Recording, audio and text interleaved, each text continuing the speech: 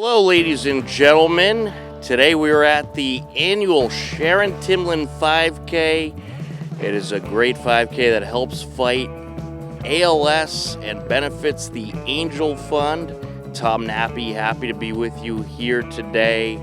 And the race about to get started. We're at the finish line, and we're going to bring you some scenes from the finish line.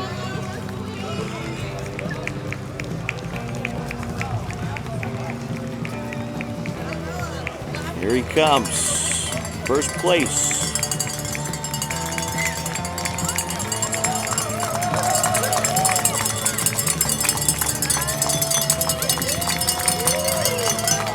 .16 and 11 seconds for the first place finisher of this year's Sharon Timlin race. And we have our second place finisher. About 15 seconds after, 16:26. So 16:11 for the first place finisher, 16:26 for the second place finisher.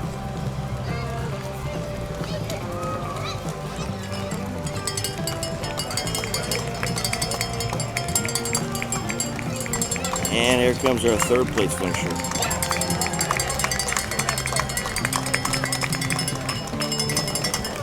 $16:57 is the time for the third place finisher.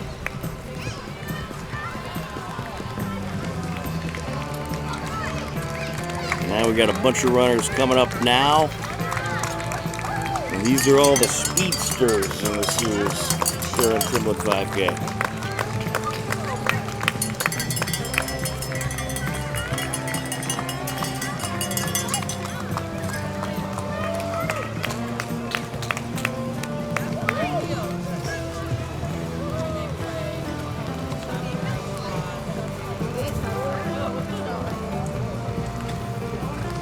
So we saw the top 5 finishers, and we'll have more finishers coming up very shortly.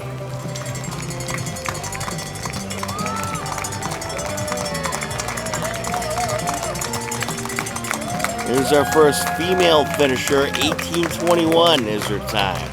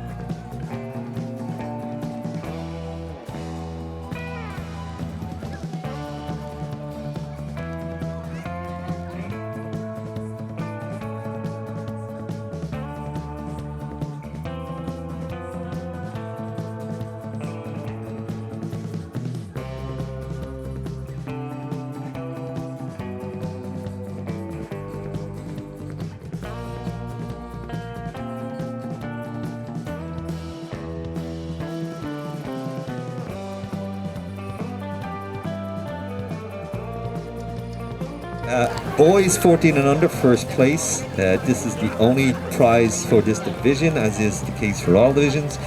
First place, Alexander Josie from Ashland in a time of 20:28. Second place, Max Alexandri from Hopkinton in a time of 21 flat. Third place, Henry Schulman from Hopkinton in a time of 21:04. Moving on to the women's 15 to 19 category. First place, Abigail Lenihan from Weymouth in a time of 21:31. Nice going, Abigail. Second place, Sophie Whedon from Hopkinton, time of 22:41. And then we have in third, just to round it out, Eva Dittenhofer from Ashland. Hopefully I pronounced that right. 25:07. Here's the young fleet of feet, women 80 and over category. first place. Betsy Knapp, North Weymouth, 43:40, 80 and over, I repeat. Well done, young lady. There's nothing else. I'm gonna wait for you. You deserve the applause. Let's milk it. Yeah. Exponent is yeah. Once again, Betsy Knapp. Well done. Beautifully done. And finally, just to finish out, over men 80 and over category, first place, Andrew Miller, Milford, Mass, 38:28. Well done, sir. You walk like a 22-year-old. All right, so another great event today. A lot of participants, not the best weather, but otherwise, how did everything go? You know, everything went really well. It was a good start. Obviously, we have a little bit of rain here, but most runners don't mind running in the rain. You know, they get out, they're going to be sweating anyway, so they're going to be wet, but just kind of keeps them cool and they can go off. Yeah, we can't say thank you enough for all the support that we get from all these people that come out. We see the same faces year after year, which means it's almost like family when we come out here and see some of these people. It's great. Absolutely, and most people know about this event in the local area, but for those that don't, can you talk about where the money's going and what this event is for? The money goes, all the donations, everything that is raised from the runners coming out here goes straight to research for ALS. It goes to UMass Chan Hospital. Dr. Robert Brown takes all that, puts it right into the lab, trying to find a cure for ALS. And if people don't know, you know, this is obviously out in Hopkinton. This is our 22nd race. In the 21 years prior, we've gone just a little bit over $2 million. And hopefully this will get us a little bit farther down the road and, you know, kind of make a dent and get rid of ALS for good. Absolutely. This race seems to grow every year. Do we know how many participants there were this year? I think we had something around 700 as far as I know. I'm not for sure. I don't know the quite amount. There's some of the volunteers know how many people were signed up for the race, but you know, that's quite a bit for a small 5K, and they've supported us for 20 plus years. It's been awesome. My name is Bob Brown, and I do ALS research in a program devoted to ALS at UMass Chan Medical School in Worcester. All right, terrific. And this event has raised a lot of money in the fight against ALS. Can you talk about what the money from this event does and how it benefits the fight against ALS? So we are incredibly grateful to the many people who've made this event so successful. The funds have been pivotal in some of the research that we do, because it supports both salaries of some of the investigators and also some of the equipment and supplies to do new work. We have the opportunity sometimes to do innovative discretionary work that we can't fund any other way. And so that is particularly important, and this funding is essential for that. How is the fight against ALS going? I mean, I know every day they're discovering new things, but any big developments that people should know about? Yeah, there has been extraordinary progress in terms of defining things that contribute to the cause of ALS. And each of those has led to new ideas about targets for therapy.